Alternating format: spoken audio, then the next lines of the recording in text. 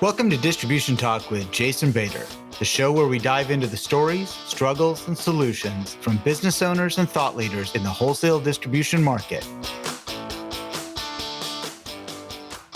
Hi friends, Jason here. In this episode, I reconnect with my partner Marshall Jones to talk about some of the things we learned from 2020. 2020 was full of challenges and struggles, to say the least.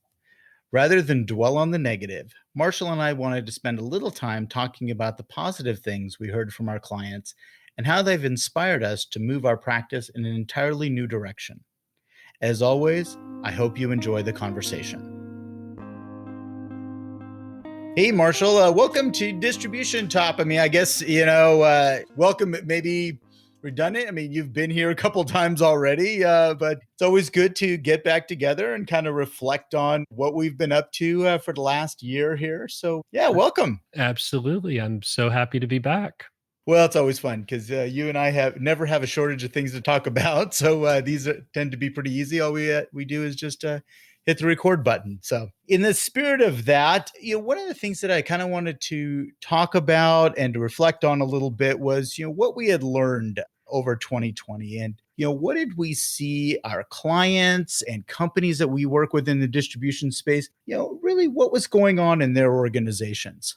One of the things that I just wanted to touch on, there was a lot of fear, I think, associated, early on. And in an earlier podcast, you and I spoke about that a little bit. Maybe I think it was in March or April, when this thing was so early on and we really didn't know what we were doing there. There's a lot of fear. But today we've got a little different outlook. Can you share a little bit about what you've seen over this last, 7 or 8 months here? I've seen a lot of positive things. And while everyone wants to move forward to 2021 with a hope of returning to some of the things that we really enjoyed prior to COVID, I think everyone that survived this walks away with a real strong sense of accomplishment, that they've learned a lot about themselves and their teams and their strengths and what they're capable of doing.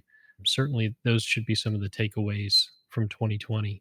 Yeah, I know that, a lot of people like to bash on, what happened in 2020, and my kids are very fond of the 2021 star, meme out there. But, I was reflecting a little bit, and there were some things that I took away from 2020 that I was really appreciative with. And actually, I talked to my family about it last night, that, I haven't been on an airplane since March. Yeah. And I've had that opportunity to spend a lot more time with my family, and they haven't kicked me out yet. So I think that's a good, that's a positive here. But I found that, that was actually a very positive outcome, that I was able to spend, more time with them and get really reacquainted with being around my family all the time and reducing that, that travel burden or that travel separation.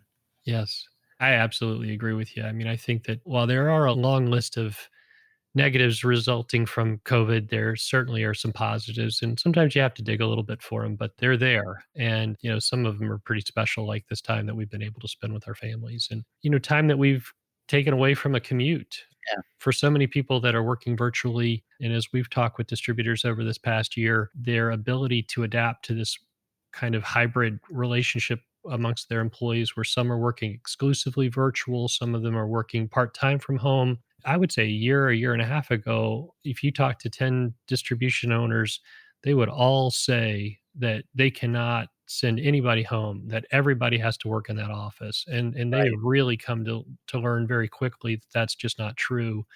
And as we move forward, when it comes to office space, when it comes to the infrastructure that you have for your company, it's going to be radically different as a result of what we've learned just in that one component of COVID. Absolutely. Yeah, it was interesting that you say that. I was kind of thinking also about the technology side that, I've done a couple virtual workshops and things that I've done for 15 years premise-based. And, we decided, all right, let's break this thing up into 3 days of Zoom-based virtual workshop. And I was talking with the executive director about it. And it's like, could you imagine this 1 year ago? Could you have imagined that we just pulled off what we did, technology-based, breaking people into, breakout rooms and things like that virtually? Can you imagine us even attempting that a year ago? And he said, absolutely not. Right. No, I absolutely agree with you. And it really should be a great takeaway to senior leadership, to middle management, to the frontline folks, that there's so much that we can gain from the technology strides that we've made over the last year.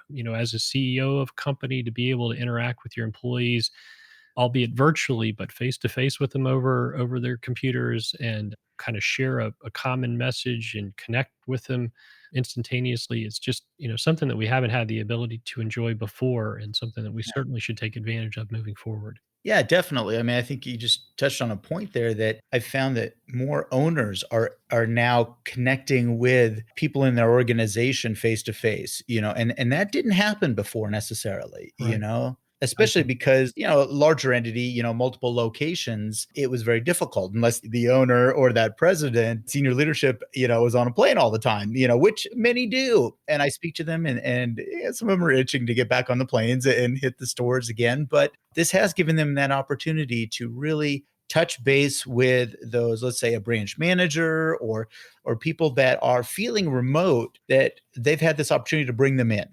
Yes, I absolutely agree. I think the creation of things like virtual town halls that have Mhm. happened, the pre-recorded video messages that have been emailed out, just the power of video being used in distributorships is something that shouldn't go away. Even if we Agreed. have the capability to get back on a plane, go anywhere that we used to be able to go, and not have the restrictions, and could bring everybody into the office if we wanted to, we really should take advantage of the things that we've learned about ourselves, learned about doing business over the last year, and put them into good, strong use moving forward.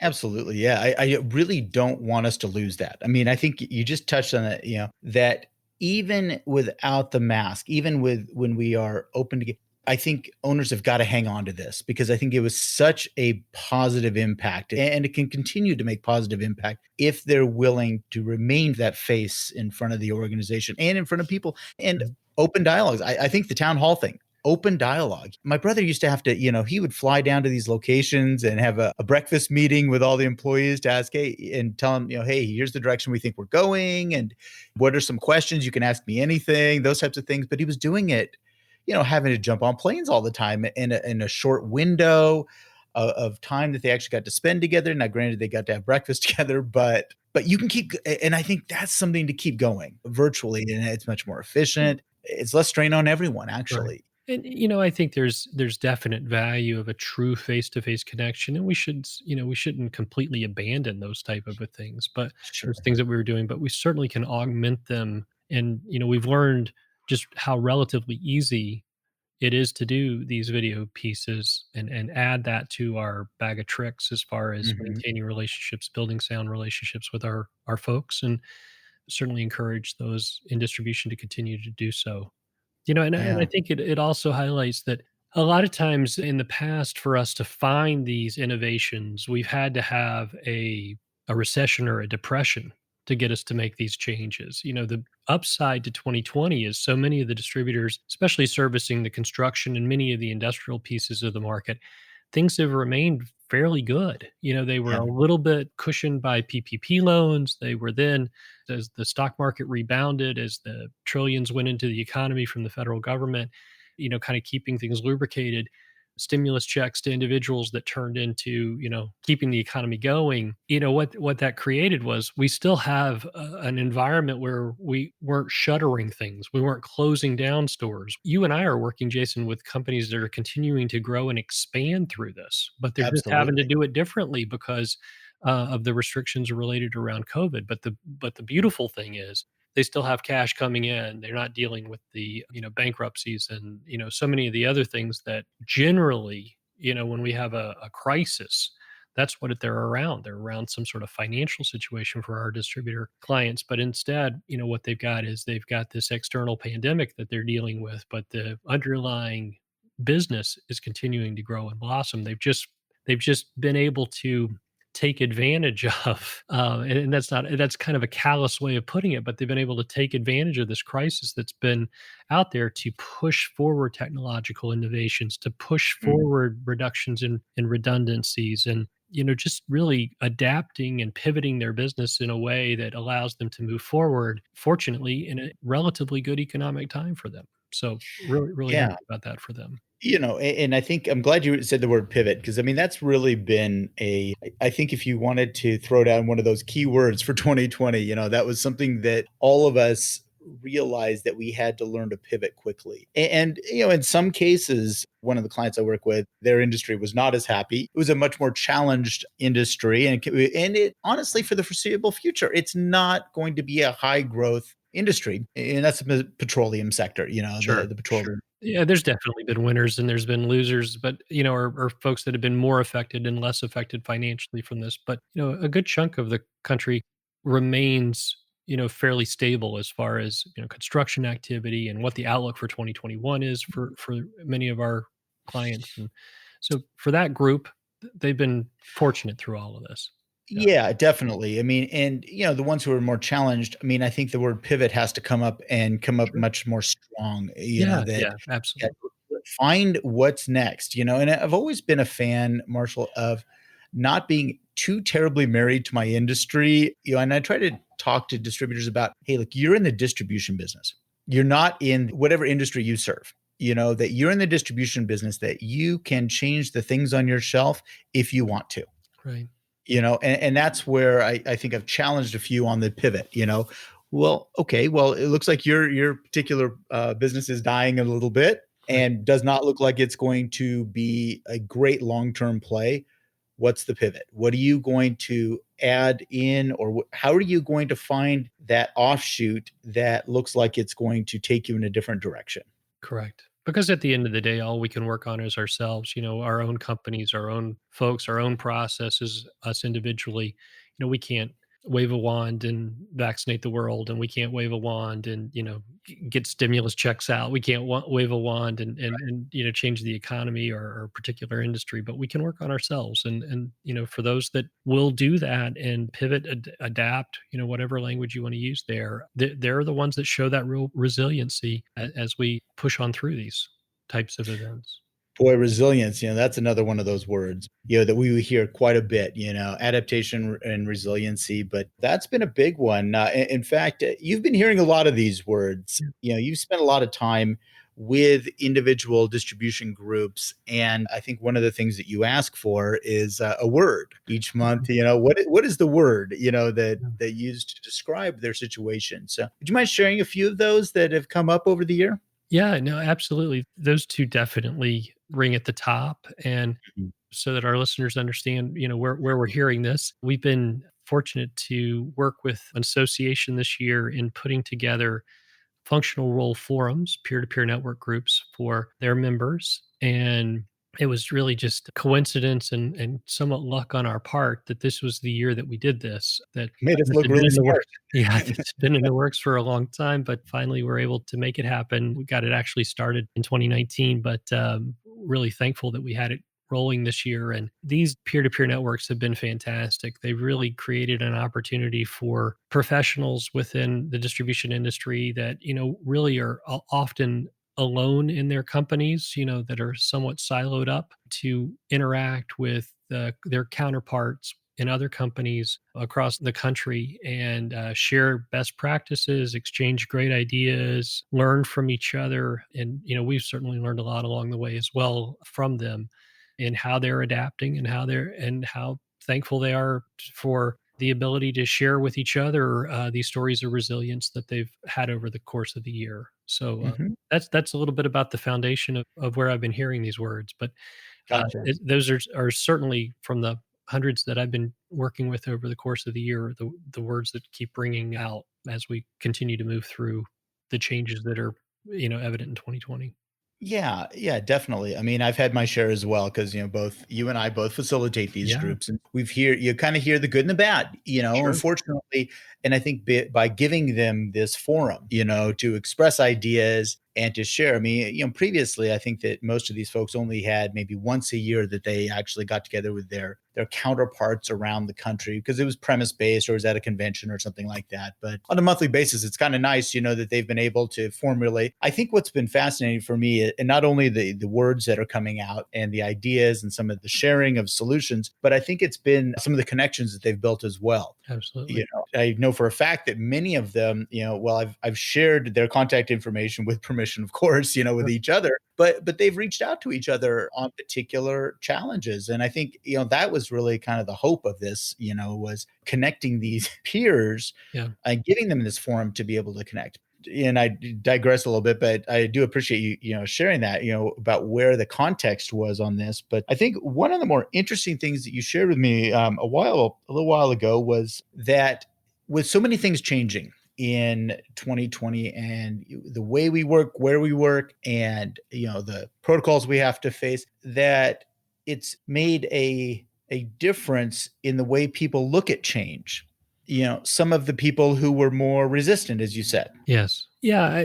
Well, this is feedback that I've heard from my groups. This is, kind of directly from them, just how, as leaders in their organization, how thankful that they have been to have kind of what I'm touching on earlier, what I touched on earlier about that financially the companies have been able to stay pretty sound in this industry that we've been working in here. So it hasn't really been in the face of massive layoffs or wage reductions or anything like that. They've been really thankful that without having to go down that path, they've actually been able to see folks change and grow and adapt to this new environment that we see ourselves in. It's been more about the carrot at the end, the positive benefits of adapting to this technology, or improvements in customer service processes, or whatever the changes might have been that our folks have seen, that it's been for the benefits of the change as opposed to being forced to make a change. And that's really,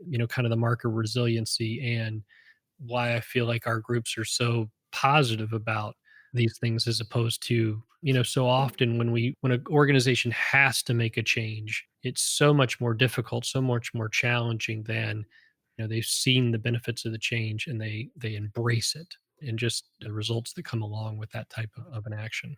One of the interesting things about this is that, over the years, working with clients, we've said, okay, and again, in working in our own organizations growing up, that the company will want to there's some initiative. It's like, hey, we're going to implement a new ERP, or we're going to add barcoding to our warehouse, or something. These are Um, fairly, good sized changes, but yeah, they're, there's a huge benefit. We can see this benefit, but there are always going to be that group of employees in the organization that are going to fight that change. I mean, just fight right. it tooth and nail, and just make it so hard on the principals of the organization or the leadership team to try to move. And so you're constantly, you figure that you're almost adding 50% of the work because of this. Right.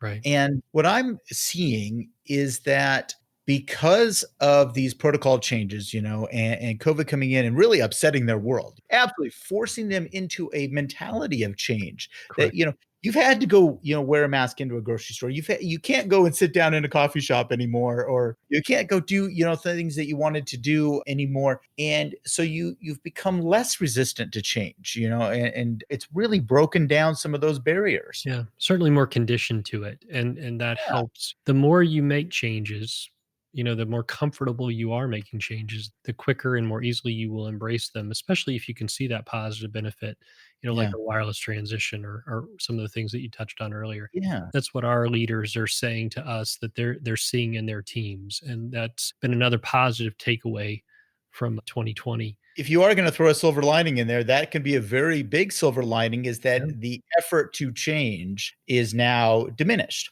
Right, You right. know, Yeah, it's like you've been yeah, conditioned yeah. to it. We certainly have proven to ourselves and to our teams that we are capable of making these massive changes on a dime, and Mhm. we can continue to reinforce the value of that skill, of that capacity that our team now has to make those changes as we move forward into whatever we face in the future, armed with that knowledge that we can be successful at adapting, and that we will be resilient, that confidence will just breed continued strong performance from our teams.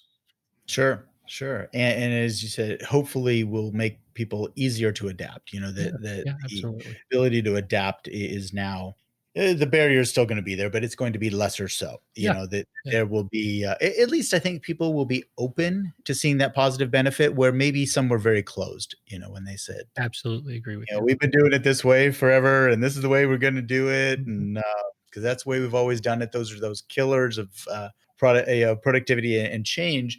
And now I think lesser so. that we have that opportunity now to change. I think one of the big words, Marshall, that I heard often was connection.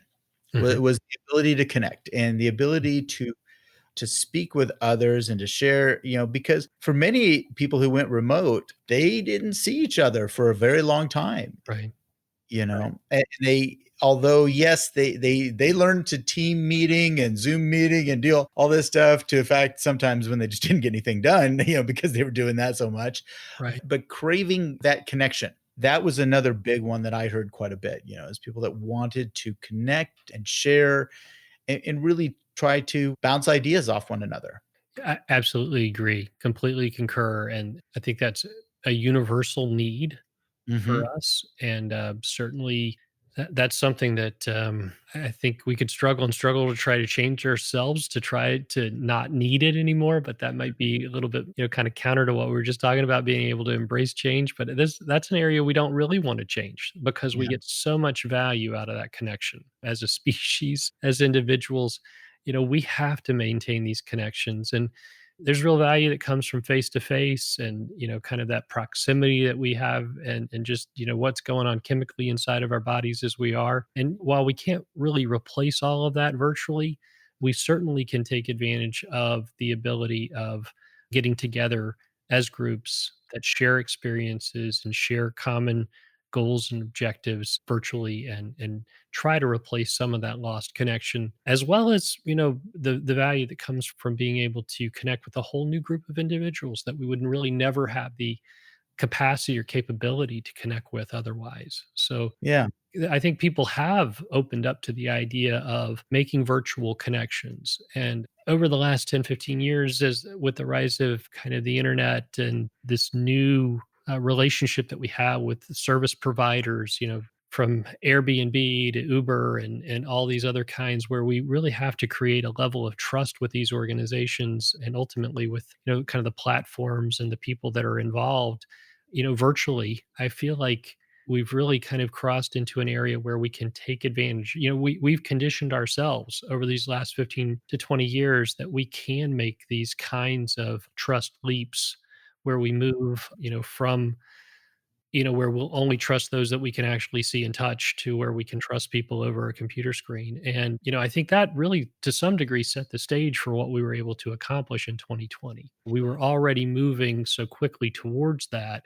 This crisis kind of gave us that final push. And we've seen a lot of positives that have come from that this year.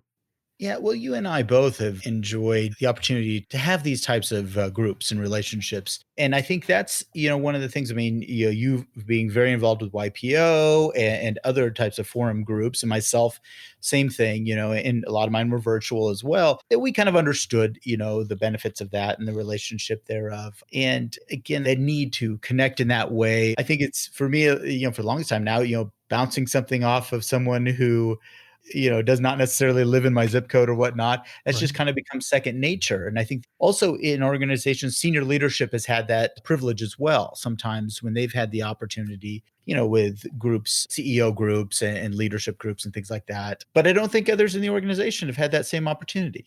I absolutely agree. I think there's been a real missed opportunity that comes as a result of there not being a service or a product for those folks with these different functional roles within an organization to be Mhm. able to experience that same type of connection that comes from a YPO, in my case, or Yeah. certain trade associationship leadership roles, that Mhm. you might serve on, or boards or other groups that create these networks of peers. It's just been a real hole, and it's a lost opportunity because of all the value that comes from those. If we could have taken advantage of that in these other roles for years and years, I think so much more would have been accomplished. So much more productivity would have increased as a result of creating that forum.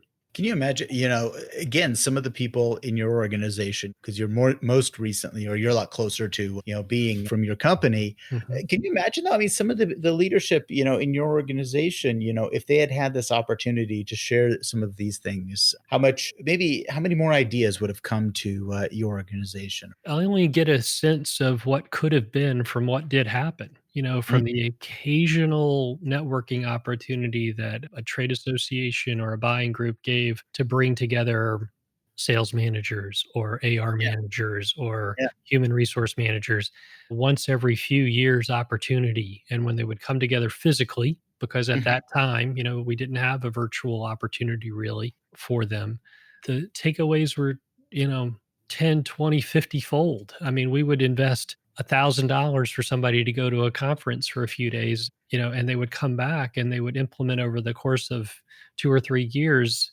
idea after idea after idea that came from that short time. And I mean, we were paying for the visits within weeks and recouping returns for years and years and years. So those always worked.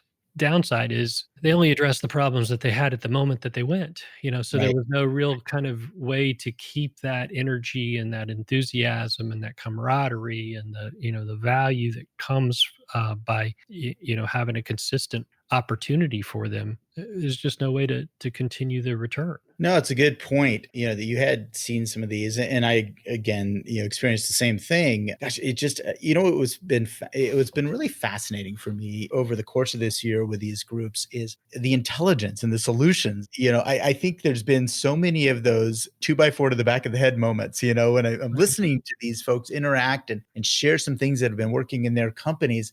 I'm like, oh, hey, God, I wish I could have done that in my company. God, I wish I could have done that. And I was just sitting in with a group. I just had a group of accounts receivable, managers, credit managers, and listening to some of the digital solutions they're coming up with. I'm like, hey, that's pretty cool. Yeah. And just wondering, is my brother's company doing that? I don't know if they are or not, Yeah. and it's like, I just, again, in the family business I grew up in, gosh, man, that would have been phenomenal. Obviously, some of the things, weren't possible at that time, but boy, I guess I've just been a little bit blown away and inspired by the intelligent solutions that I've heard, and the things that I've heard coming up in these meetings. And it's like, man, these people are really smart. They're really good at this. I absolutely agree. I've been floored by it. I shouldn't be surprised because I Yeah. had a great HR manager. I had a great, IT professional. I had a great, AR manager, great CFO. But think of how much better they could have been if they had Mhm. had a network to share with, Right. similarly to how I, as a CEO, had in YPO. Yeah. I can't imagine my experience in business without YPO. I mean, it was a fantastic opportunity for me, but in retrospect, it really touched on such a small percentage of the individuals in the company because it was really just me, Yeah. and while leadership is critically important and what you take away from these organizations is very valuable, being able to penetrate it much more deeper into your company, I mean, the rewards would be fantastic. So Yeah. I completely can see having a group of 10 folks like my HR director together, or 15 folks like my HR director together monthly to allow her to interact with and bounce ideas off and learn from in a very trusting format, share exceptional experiences together and build lasting friendships and relationships with these peers across the country. She would have enjoyed her job more. She would have found outlets to decrease the stress in her role. She would have improved her productivity. She would have brought best practices back to our organization. I mean, I just can't stop thinking about how valuable it would have been if we had had an opportunity like what we do today back then. I think we've kind of touched around what you and I have seen this year, with these groups and how that's worked so far. And to your point earlier, that we had partnered with a trade association, and the original founding members of these groups have all been in one vertical, one group. But we've started to introduce other verticals. We've included another association kind of getting involved with this. What have you seen with the addition of this second association? Because we're now starting to mix groups. Yeah. These folks are not all of one vertical market. Now they are of two vertical markets, similar customer base.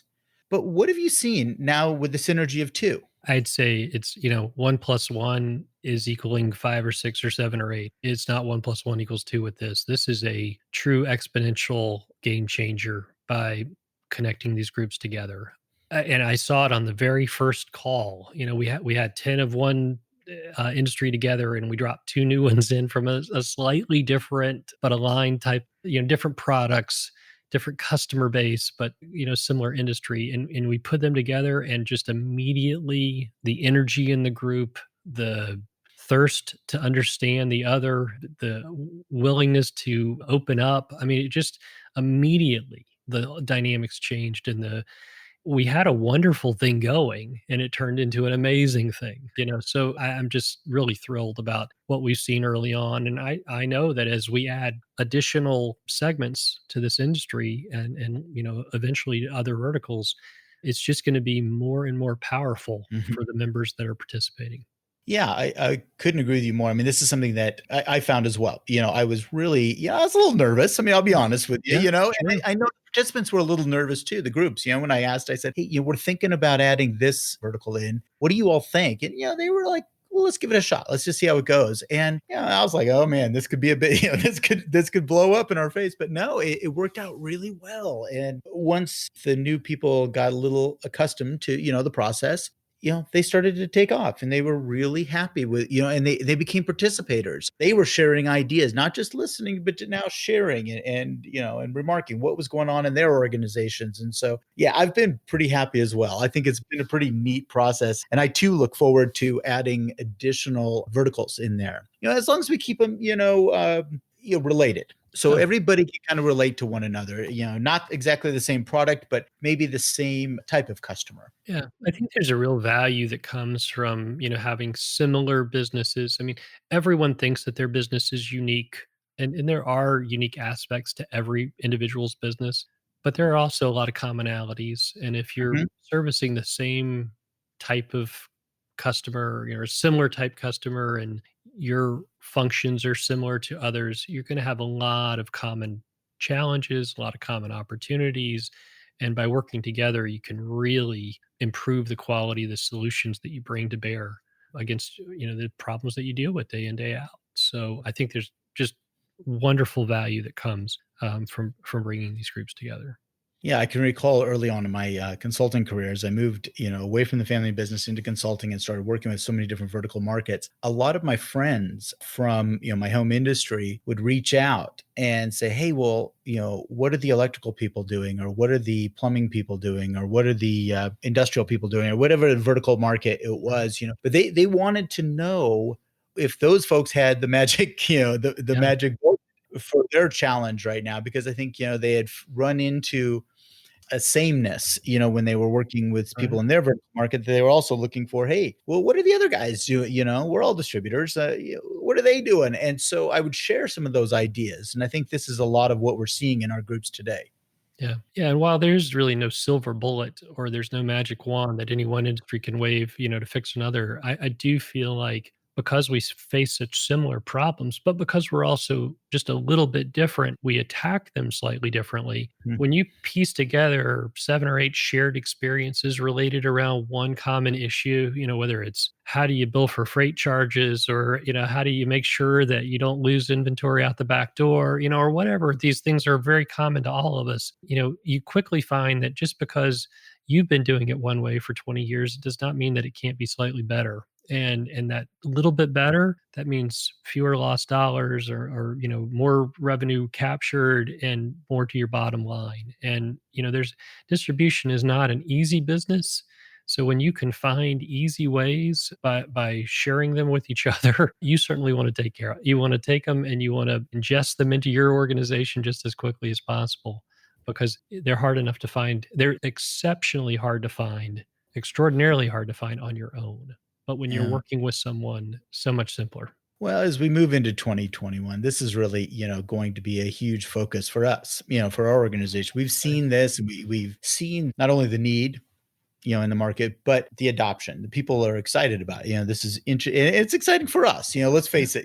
Sometimes you got to look for what is going to be good for us as well from an interest level. It's enjoyable. I absolutely enjoy my calls with these groups because I know that there's going to be something coming out of them. Absolutely. Yeah. It's great because actually I get to write articles as well. I get ideas for articles. I get all kinds of cool ideas from Well, folks. So and both of us we've been in the industry for so long, and we've been we were children that grew up in the industry. We really enjoyed improving businesses, and we love seeing folks feel more comfortable in their roles and feel more confident in the job that they do. And every time I get off of one of these calls and I've heard an HR manager or a CFO or a showroom manager talk about one of the things that they're dealing with, and just the light bulb that goes off and the idea that's generated, and the camaraderie that's created around these folks is so rewarding to me. It's Mhm. just been fantastic. I really feel bad that my folks, when I had my distribution company, did not have an opportunity to take advantage of something like this. It really would have been fantastic for them to be a part of. So going into 2021, as you mentioned, we are going to be expanding these. I mean, this is Yes. going to be a big expansion effort here. So, just kind of sharing with the listeners here, not trying to pitch too heavily here, but just say, hey, look, watch for this. This Yeah. is something that we are going to be expanding to your industry. We're going to be looking at many different industries, and if you're interested in having us come do something in your association, that would be fantastic. We're up for that. But we are planning to aggressively roll this out and to expand these groups because I think it is, as you pointed out, Marshall, that this is something that we wish that our organizations had had. And we've proven the concept. We've spent all year figuring this out that, we're not going to keep it a secret anymore. It's not going to Yeah. be an exclusive club anymore. This is going to be, open for everybody. And we want people to be, to be able to connect. I mean, we've gone to the extreme of securing, our website and our name. And so go ahead and share it if you would Yeah. like. Oh, I'm super thrilled. From what we've done over the course of the year, it created an easy name for us because we have been connecting peers all year long. So connectedpeers.com is our website address. That's going to be the name of our entity that we will be bringing out to the world. And like Jason said, it's not an exclusive club. It's going to be an inclusive community. We are going to use this entity in order to be able to bring together people that are dedicated to sharing their passion and their thirst for learning and growing and developing themselves and their businesses and the people that work for them and around them. We're going to welcome all of those folks into this community and grow with each other. And we're just real thrilled about it. Yeah, I know. I'm pretty excited as well as you and I were bouncing around the name iterations and the different things that, landing on connected peers was really, that was a big breakthrough, I think. And we really looked at each other and said, yep, that's the one, and hey, got lucky that GoDaddy agreed with us and get the domain. But yeah, connected peers. I mean, I think it really says what we are planning to do. So, Yeah. look for that. Not only check in on that website if you get a chance, but also look for things from your association because we are going to be working with association and really getting them because I think that's really the we would like to see associations grab hold of this and partner with us on this journey. Yeah, we're thrilled about the ones that we've worked with so far and the ones that are kind of in our immediate pipeline that we've already had some conversations with. Really excited about those organizations and the value that they bring to their members. We want to continue to build on that for them, and we want to leverage, kind of the work that they've done in order to be able to bring their members together across these different platforms to really grow their organizations and grow themselves, and we're really excited about that. And I do want to acknowledge ASA just publicly out there, Yeah.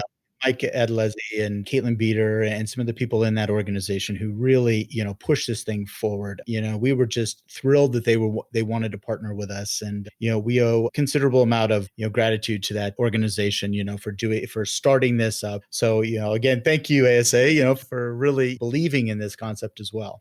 Absolutely. The association's been fantastic. Their members have been wonderful that we've worked with over the last year and a half. And it's been wonderful that, Jason, you and I have been kicking this idea around for years and years and really been fine tuning it, refining it, and to the point where we could approach Mike at ASA last year. And he saw the value, he jumped on it, and he really created some great takeaway for a lot of his members this year. And we're thrilled at what he has been able to help us create. We're really Yeah. thankful about it. Yeah. Well, with that being said, any last thoughts for 2020 as it comes to a close here? Well, I think in a lot of ways, we will not have the number of distractions that we had in 2020 as we move forward into 2021. And obviously, as we move forward in vaccinations, then the country will be able to open up a little bit more and more with each day and week and month that pass. And so I'm excited about 2021 and what that brings. I'm really excited about connected to peers and what value that will bring to distribution, and really excited to be a part of it. And I'm also really excited to banish the expression new normal and maybe unprecedented. I think those two can go now. They can That's stay with right. 2020. I don't want those going forward. So, That's right. I agree. all right, my friend. Well, hey, let's go ahead and wrap up. And, hey, Happy New Year. I'm looking forward to 2021. Me too. Thanks, Jason. All Appreciate right. the opportunity to be a part of today's call. All right. Take care. Thank you for listening. If you liked what you heard, consider hitting that subscribe button. Links to sponsors, products, and services mentioned during this episode can be found in the show description area on your podcast application or at www.distributiontalk.com. Distribution Talk is edited and mixed by Andrea Klunder and Edwin Ruiz of the Creative Imposter Studios. This episode was brought to you by Connected Peers Organization. CPO is a new organization dedicated to providing fast-paced monthly networking opportunities for industry peers. To learn more about how CPO can bring solutions to your role, visit us on the web at www.connectedpeers.com.